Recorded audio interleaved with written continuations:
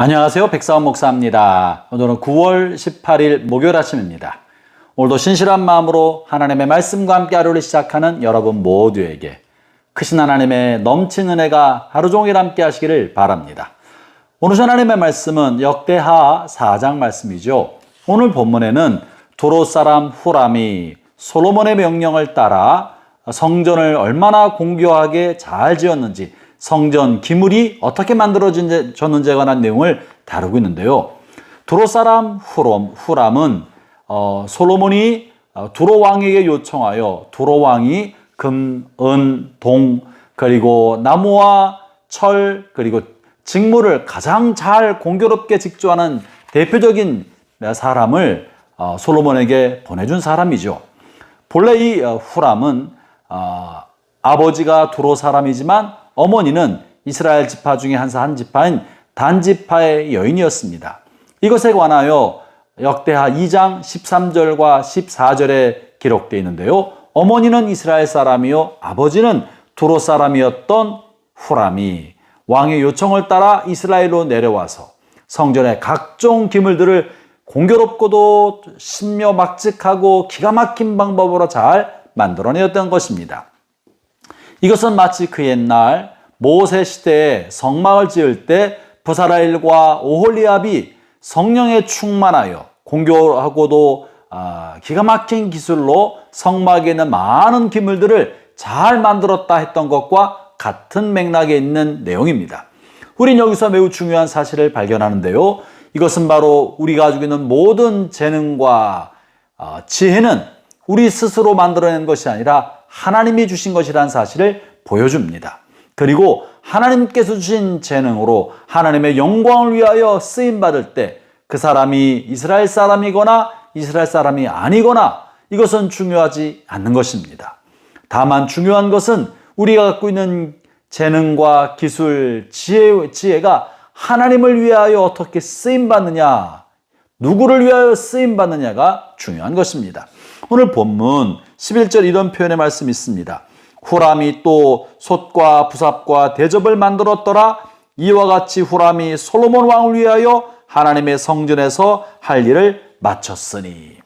솔로몬 왕을 위해서 했던 것은 바로 하나님의 영광과 하나님의 성전을 위해서 했던 것입니다. 비록 후람이 솔로몬의 성전을 위해 일한 다음에 삭슬 받았지만, 그러나 중요한 사실은 그가 삭슬 받나 안 받나 하는 것이 아니고 자원에서 했나 그러하지 않나가 아니라 하나님의 성전을 위하여 그의 재능과 지혜가 놀랍게 쓰임받았다는 사실입니다. 하나님께서 후람을 택하셔서 그에게 재능을 주시고 그가 갖고 있는 재능을 하나님의 영광을 위하여 쓰게 주신 것입니다. 사랑하는 성도 여러분, 여러분의 생애 동안에 하나님 여러분이 주신 기술과 재능, 지혜가 하나님의 영광을 위하여 쓰임받게 되기를 바랍니다. 하나님 주신 재능과 기술로 생계를 위해서도 사용하지만 더 나아가서 하나님의 영광을 위한 도구로 쓰임받을 때 마치 두로 사람이지만 후람이 성경에 그 이름이 기록되고 그가 영예롭게 됐던 것처럼 우리 인생 마지막 하나님 나라에 올라가서 우리가 했던 주를 위한 모든 수고를 하나님이 또한 기억해 주지 않으시겠습니까? 여러분의 일도 여러분의 남은 생애도 여러분의 재능이 하나님의 영광을 위해 쓰임받기를 축원하는 것입니다. 아울러 이제 후람이 어떻게 성전 각종 기물을 만들었는지 묘사되어 있는데요. 먼저 성전 뜰에는 제사를 드리는 중심적인 장소인 놋제단에 관한 언급을 하고 있습니다. 1절입니다. 솔로몬이 또 놋으로 제단을 만들었으니 길이가 20규빗이요 너비가 20규빗이요 높이가 10규빗이며. 사실 솔로몬이 만든 것이 아니라 두로 사람 후람이 만들었는데 후람을 통해서 일을 했기 때문에 하나님은 이 일의 주체가 솔로몬이다라고 말하고 있는 것입니다. 놋제단은 하나님께 드리는 제사의 핵심적인 장소고 중심적인 장소였습니다.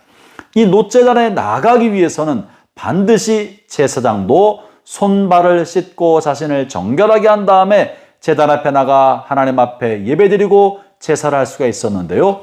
이 제사장들이 손과 발을 씻어서 스스로 정결하게 하기 위하여 만들어 놓은 큰 대야가 있었습니다. 이것을 성경은 노소로 된 바다다, 놋바다다라고 말했는데 당시 이스라엘 백성이 사용했던 표현 방법에 많은 물을 담아놓고 있는 것을 바다라고 표현했습니다.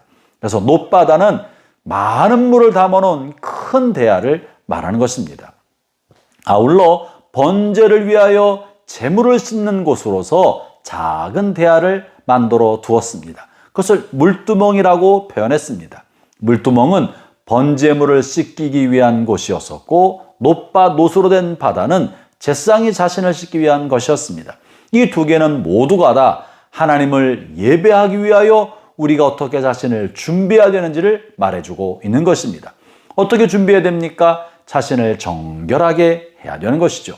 제사장도 다른 사람을 위하여 제사를 드릴 때도 먼저 자신을 정결하게 하고 자신의 죄를 자백하고 깨끗함을 입는 표식으로 손과 발을 씻었던 것입니다. 성결함과 거룩함, 정결함이야말로 하나님을 예배하기 위한 가장 중요한 준비 작업입니다. 사랑하는 성도 여러분, 주일날 하나님 앞에 예배로 나올 때마다 먼저 자신을 돌아보고 예수님의 구원의 은총으로 자신을 정결하게 하고 죄를 회개하여 깨끗함으로 주 앞에 나가게 되기를 바랍니다. 그럼 우리 어떻게 자신을 성결하게 할 수 있겠습니까? 무엇이 성결입니까? 그것은 죄를 회개할 뿐만 아니라 회개 합당한 열매를 맺는 것인데 그것은 바로 순종인 것입니다.